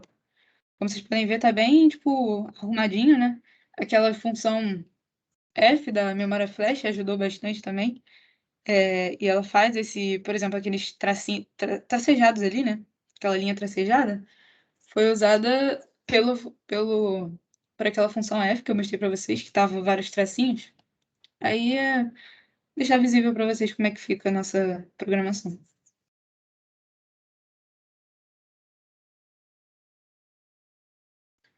Aí agora a gente vai passar um quiz para vocês aqui no chat. E a gente vai deixar 5 minutinhos para vocês responderem e a gente vai comentar sobre o quiz. Gente, o monitor colocou aqui para vocês a lista de presença Se vocês puderem, se vocês puderem colocar o dado de vocês lá para vocês receberem o certificado. Eu vou colocar aqui no chat o link do quiz para vocês participarem. O quiz, ele tem 5 minutos, aí a gente pode dar uns 6 minutinhos para poder dar o tempo de preencher a lista de presença também. Tá bom. Então, 6 minutinhos para vocês. Isso. Quando Se for... tiverem alguma pergunta também, podem fazer à vontade. Podem levantar a mãozinha aí ou colocar no chat.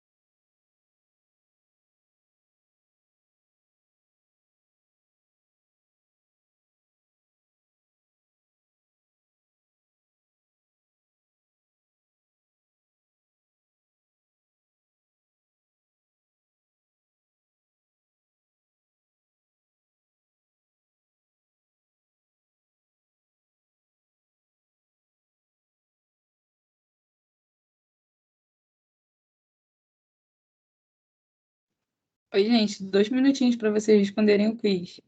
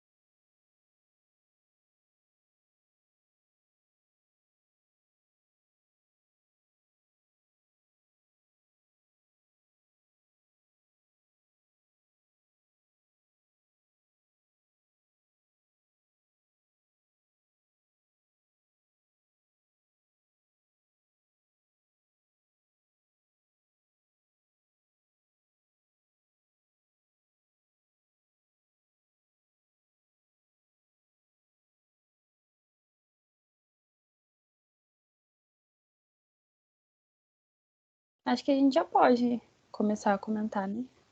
Ah, você tá compartilhando. Vi agora. A gente já pode sim.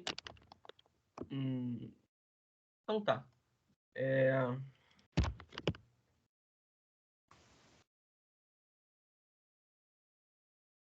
Aqui estou eu de novo. Eu vou explicar as perguntas aqui do quiz, as respostas, no caso, né? Porque estariam certas ou erradas, dependendo do que vocês marcaram. E, bem, vamos começar.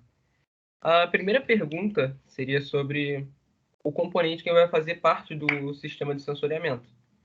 E como a gente pode ver, o sistema de sensoriamento, ele é o que vai agregar todos os sensores, tipo de umidade, temperatura, tanto aquela contagem de raios, tudo isso assim vai estar nessa parte de sensoriamento. Então aqui nessa pergunta, como tem aqui na foto, o sensor, a gente sabia que, obviamente, em um dia de curso as pessoas não iam gravar qual sensor que era, né? Mas é o DHT-11. O DHT-11, ele é o sensor de umidade. Os outros aqui, eles não são relacionados com sensores, eles são equipamentos tanto para armazenagem de dados, controle e outras coisas. Por exemplo, o Até de Arduino. localização e posicionamento, né? Que é o Arduino. Sim, Então, Só complementando, os que fazem parte da placa de sensoriamento nosso é o DHT-11, que é... Inclusive, a gente colocou a foto dele aqui. Se vocês lembrassem da foto, vocês iriam matar a questão. É o DHT-11, que faz parte da placa de sensoriamento, o BMP-180 e o MQ-7. sim, pode passar aí para a segunda pergunta, já eu acho que já deu para explicar. E aqui foi uma, sim, meio que espécie de pegadinha, porque eu perguntei se o Kansat ele teria formato de cubo, e eu botei a foto do cubo, só que o Kansat ele é a latinha, ele é o que teria formato cilíndrico. Então, assim, a foto foi de uma coisa, mas na verdade era outra. Então, a gente explicou durante esses 4 dias aí de curso, inclusive as diferenças entre o Kansat e o CubeSat. E o CubeSat, como o nome já diz, ele é o cubo, no caso. Um é um nanosatélite, o outro é um satélite de pico, o outro é um... Então, assim, são essas diferenças. E como vocês podem ver, tanto pela nomenclatura, o Kansat ele não possui um formato de cubo. Então, essa aqui seria uma questão falsa. Pode passar já Só por para outra. lembrar, o Kansat é aquele que o João mostrou primeiro, o que já tá, o que a gente colocou os componentes mesmo, que a gente fez a moldagem de tudo, e é o que a gente vai, o que eu mostrei a modelagem para vocês, que é aquela que vai ter aquela capa, né? É o que tem o Isso. formato de latinha, para simplificar. Então, aqui para a parte do Arduino, o que é o Arduino que a gente pode ver, inclusive hoje aqui com a Larissa. Ela explicou toda essa parte aí de programação e para que serve a programação? Para você conseguir controlar a maneira com que o seu aparelho vai operar. Então, a gente pode ver aí que o Arduino, como ela explicou aí na parte de programação, nada mais é do que um microcontrolador. Então, assim, ele vai ser responsável por determinar o que todos os outros vão fazer e quando fazer. Então, assim, é uma peça fundamental aí, a gente pode ver. E todas as outras perguntas, assim, não estavam muito ligadas à foto, assim, tanto ao Arduino. Então, assim, foi uma questão até fácil, assim, que a gente procurou botar umas outras respostas meio absurdas, mas foram 4 dias de curso, assim, a gente sabe que é um período curto, então pode ter sido que alguém tenha errado. Pode passar para o... Deixa eu fazer um comentário, assim, só ressaltando assim que você falou, que o microcontrolador ele quer dizer o quê? Que ele faz aquele intermédio entre o hardware e o software. Então, como o Pedro falou, você vai fazer a conexão ali no Arduino, né? Todas as portas que você quiser, dos componentes que você está precisando. E ele que vai fazer ali no Arduino IDE, que a Larissa mostrou para vocês, toda a programação. Pode passar. Outra coisa, esse software de modelagem, vocês viram, tipo assim, vocês poderiam confundir com o software do Arduino que eu mostrei agora há pouco, né? Mas tomem bastante cuidado que o software do Arduino é diferente do microcontrolador.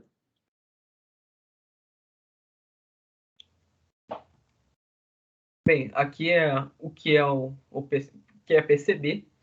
E, bem, PCB acaba sendo uma pergunta assim que foi meio estranha de responder, porque placa de circuito interno, que seria a resposta correta, a opção correta, não tem B, mas mesmo assim, você poderia, assim, caso não tivesse a informação assim de cabeça, ou não tivesse conseguindo entender essa parte, ou acabou não pegando por N motivos aí, a gente sabe que uma maneira remota de explicar não é melhor, mas mesmo assim, seria mais ou menos a placa de circuito, como está escrito ali PC já. Então, assim, as outras perguntas. A gente até botou aqui uma placa de circuito também na fotinha da questão, então não era algo tão difícil aí. E essa plaquinha ela vai basicamente conseguir ligar um componente ao outro, ligar a parte elétrica, tudo que está ali interligado a certo componente vai passar por essa placa de circuito. Então, assim, sem a placa de circuito não tem o que fazer, não vai funcionar nada, porque a placa de circuito basicamente vai fazer aí toda essa função. Eu acho que era difícil fazer essa conexão, né, que você falou, porque PCB é uma sigla em inglês, né, por isso que não tá PCI, né, se fosse falar logicamente e conectar o nome com a sigla. Pode passar.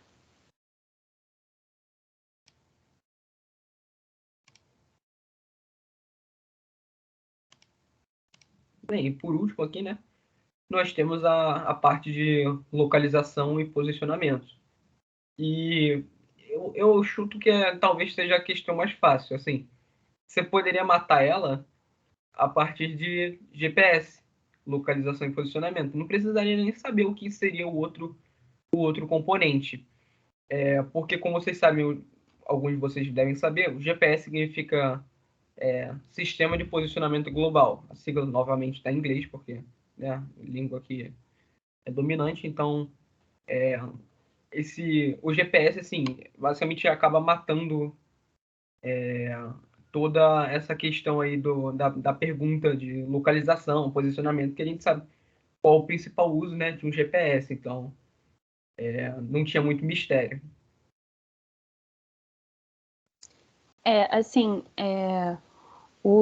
esses dois componentes, né, da resposta correta, que eu falei para vocês ontem, inclusive, só ressaltando que o GPS Neo 6M, ele faz a localização dele é feita em relação à Terra, tá? E o MPU 6050 é feito em relação à órbita mesmo, que ele vai estar em 3 eixos, né? O X, Y e o Z também.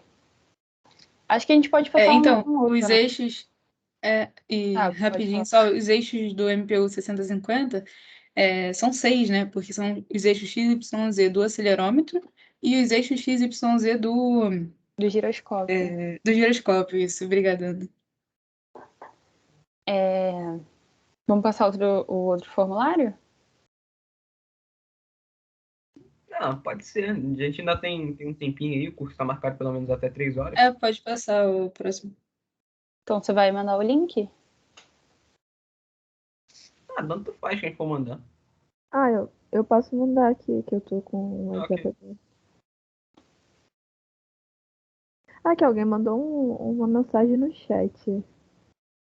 Ah, eu acho que foi o orientador, né, sobre o PCB, a sigla, que é em inglês que eu tinha citado.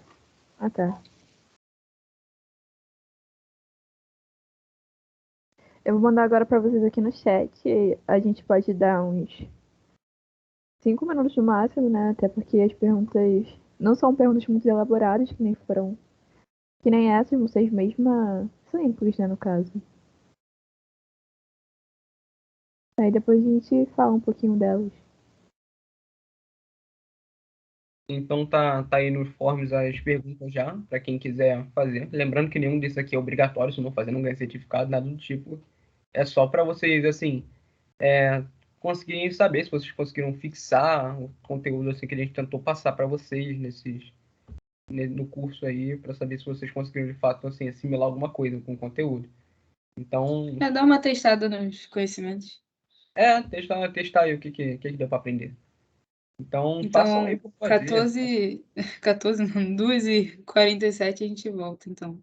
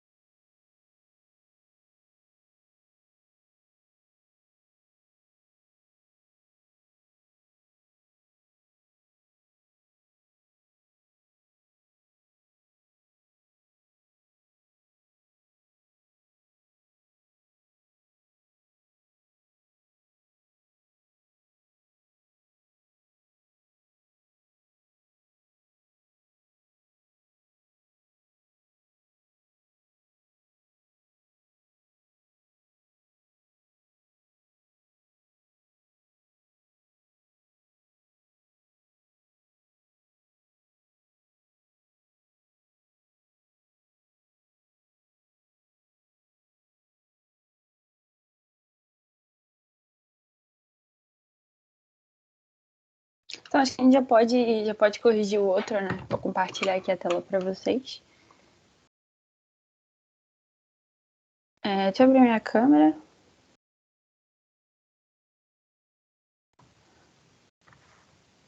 Calma aí, gente, rapidinho.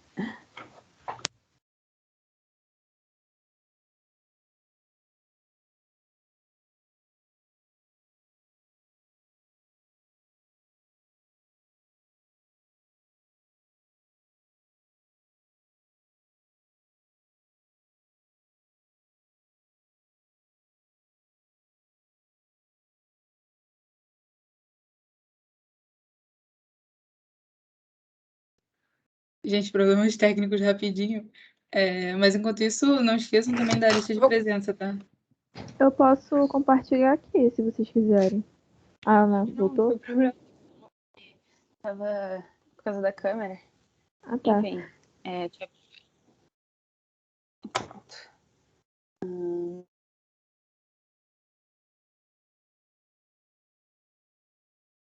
Como é o Forms.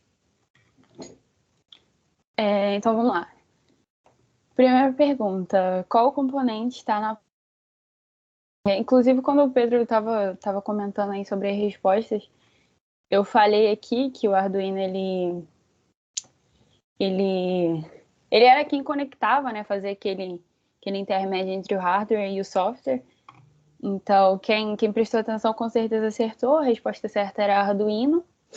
Ele que vai comandar tudo ali, né? Para poder fazer a programação e tal.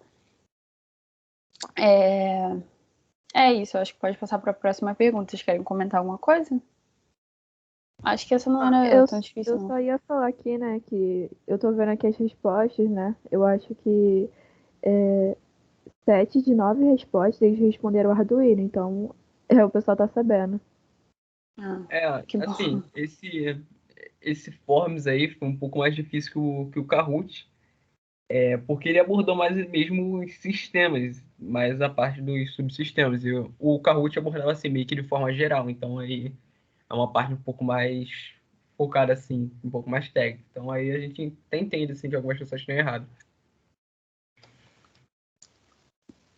Então, próxima pergunta. Você sabe dizer em que parte da estrutura do Kansat o paraquedas deve estar? Essa pergunta ficou meio confusa, né? Tanto a pergunta quanto as respostas ficou meio confuso. Mas a resposta certa era sistema de pouso, tá? Acho que pode ter dado uma confundida aqui com sistema de voo. É. Enfim, mas... eu acho que não tem nenhuma dúvida, não. Não tem nenhum Tá. mistério, né? Mas se vocês tiverem alguma dúvida, claro, podem fazer perguntas. Sim. Próxima pergunta. Qual destes módulos é responsável pelo armazenamento dos dados coletados? Acho que essa daqui também era bem simples. O NRF, como eu coloquei aqui entre parênteses, é o módulo de comunicação, então meio que eu já dei a resposta. O GPS, né? É o GPS, responsável pela questão da localização. Então, só sobra o cartão microSD. Eu acho que ele por si só, ele já revela qual é a resposta, né? Foram Eu acho meio que todo bonzinhos, mundo... né? Ainda colocou ali módulo de comunicação. Exatamente, eu não tinha percebido. Então, acho que o cartão, o microSD por si só, ele já revela ali a resposta. Não tem muito mistério.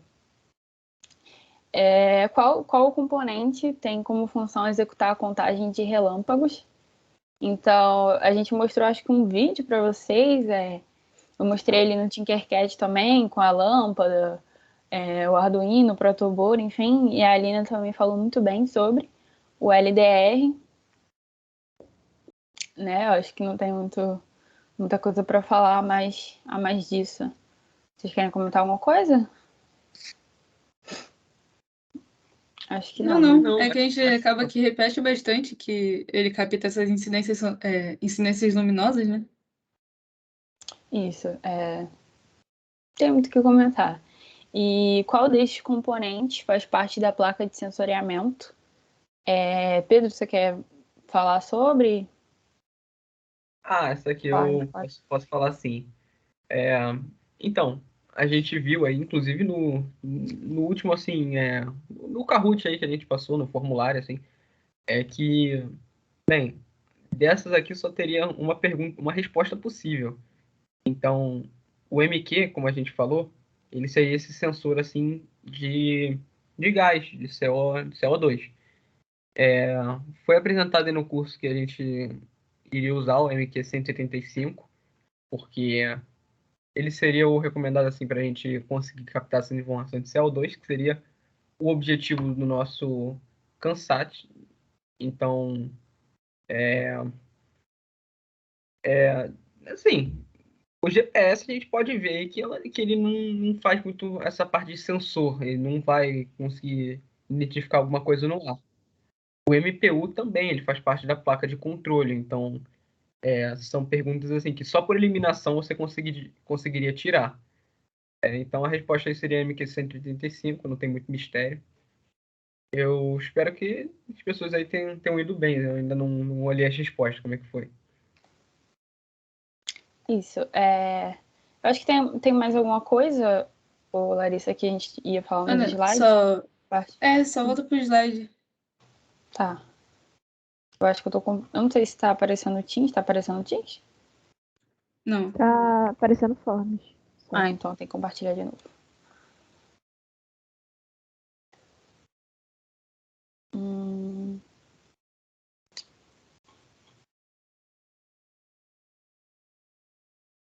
Acho que agora tá.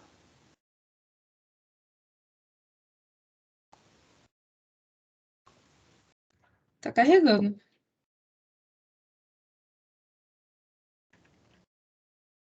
Apareceu? Não, tá carregando. Deixa eu compartilhar aqui pra ver se vai. Tá, acho que deu uma travada aqui. Ver se foi.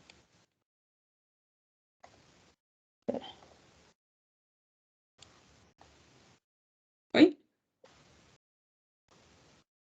Foi. Tá, então eu coloquei aqui nos slides as nossas próximas etapas que a gente pretende fazer para frente.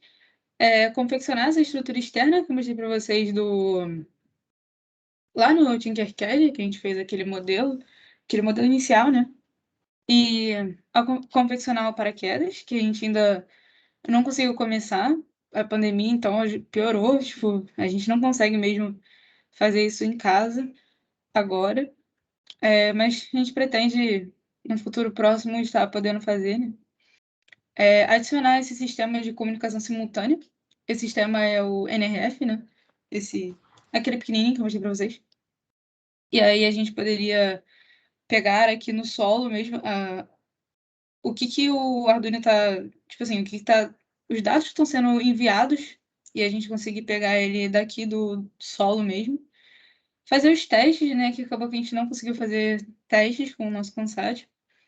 E finalmente atualizar o nosso ConSat, até pela própria programação, né? Que vocês viram que tem o MQ7, o NRF fora da programação. E futuramente avançar para um novo protótipo e, quem sabe, um ConSat 2.0, 3.0, enfim. A gente pretende dar continuidade nesse projeto. E é isso, gente. Aqui tem o nosso contato. Sigam a gente lá no Instagram. Podem mandar um e-mail também pra gente separado, tipo, se vocês quiserem falar com alguém específico, podem mandar e-mail pra gente, ou uma DM pra gente. E é isso. Eu ia falar que eu ia complementar, né? Falar um pouco do nosso Instagram, que a gente começou a ficar ativo agora, né? Então, assim, quem quiser seguir, se interessou pelo nosso projeto e quer saber um pouco mais, a gente vai estar frequentemente falando, assim, tópicos e, assim, eu acho que tem alguém de mão levantada. É a Cláudia, Eu tô vou colocando liberar o aqui, tô microfone. permitindo o microfone. Ah, tá.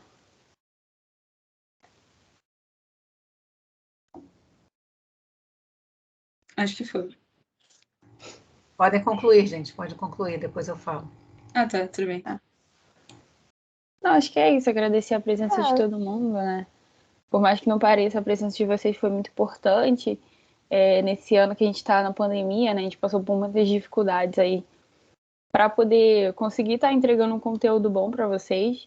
Então, muito gratificante que que a gente saiba, né, que o pessoal realmente assistiu ali e que tenha se interessado pelo assunto, pelo menos eu espero. E também pela participação de vocês no próprio formulário de hoje, nos dois, né? Foi muito legal a participação de vocês. Teve um pessoal que errou umas coisinhas meio bobas aí, mas tá tudo bem, porque vocês não estão acostumados com os termos, né? É uma coisa realmente difícil para você pegar, assim. Mas conforme vocês vão fazendo, vocês vão assimilando umas coisas com as outras. E é isso, tipo, obrigada por participarem, por responderem o form direitinho.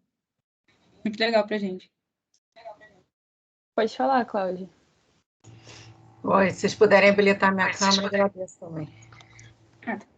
Por favor. Também. Obrigada.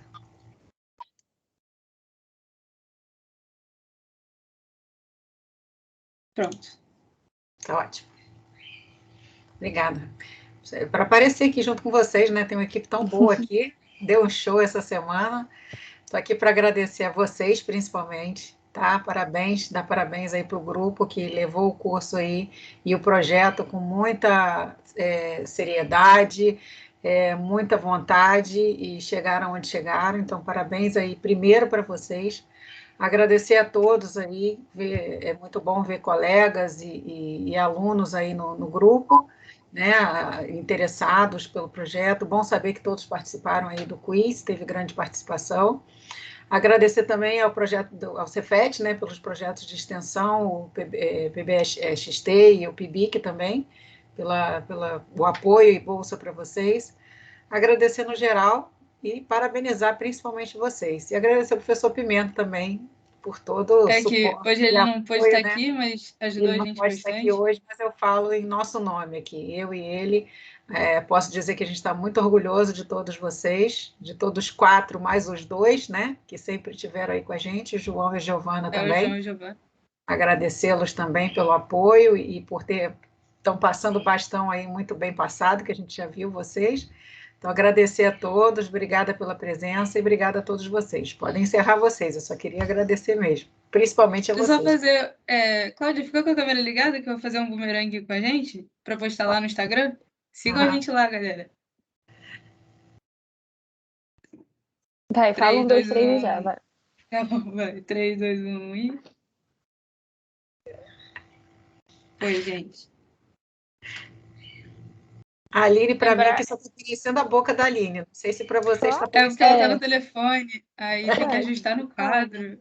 Abaixa aí, Aline, para a gente ter você inteira. Cara, gente, calma. Foi? Agora foi. É porque no meu celular parece diferente, entendeu? Aí tipo, é que eu tô com o celular no Teams e o. Abaixa mais um pouquinho, que você voltou até a boca. Afasta um pouquinho. Isso. Pera, voltei. Vai lá pro outro lado do quarto. Vou lá pra trás, né? Pra vocês me verem. É só abaixar um pouquinho a cabeça, já está ótimo. Pronto, Tá bom. assim. É isso, Então gente. faz outro Sigam. bumerangue, né, Larissa? Tá bom, Pô. vamos lá. Então abaixa aí um pouquinho, Aline, vai. Calma, eu vou baixar, vou cair Assim. daqui. Não, precisa não. Eu coloquei, tipo, ajustei você no quadro. Ah, tá. Vai. Vamos lá, gente. 3, 2, 1 e. Foi. Parabéns, gente. Parabéns Pronto. mesmo. Somos nós dois aqui muito orgulhosos de vocês. Nós dois e nós 4, porque João e Giovana também. Tá, parabéns. É isso, gente. Obrigada a cada um por Obrigada. participar. Então, Obrigada É a isso. todo mundo. então a gente vai fechar aí encerrar o nosso mini curso, esses 4 dias aí que nós gostamos muito de fazer, de conseguir apresentar aí o que nós trabalhamos. Esperamos que vocês tenham conseguido, assim, pelo menos entender como que é um Kansat, no mínimo, assim, um Kansat, um CubeSat, as suas diferenças. E a nossa Que proposta... tenha despertado, né, o interesse de vocês criarem a própria equipe de vocês. É, E por mais das possibilidade. dificuldades, tipo, ter, tipo assim, tudo depois finalizado é tão gratificante que vale muito a pena, de verdade. Sim, tem várias competições aí, são, assim, acessíveis de você entrar, então, se algum de vocês tiver interesse, tiver, assim, sentido motivado por participar disso, assim, a gente aconselha, é uma experiência, assim, única. Entra em currículo, você vai poder, assim, sabe, levar esse conhecimento assim para sua vida. Então, eu acho que é só isso. Acho que a gente gostaria de agradecer a presença de todos, quem incentivou o nosso projeto, quem incentivou a nossa apresentação e tudo mais. Então, assim, muito obrigado aí a quem deu continuidade no curso, quem acompanhou a gente aí. É isso. Valeu, gente. Obrigada, É isso. Obrigado. gente. A gente Tchau, encerra aqui. gente. Obrigada a todo Tchau. mundo. Tchau, Tchau. gente.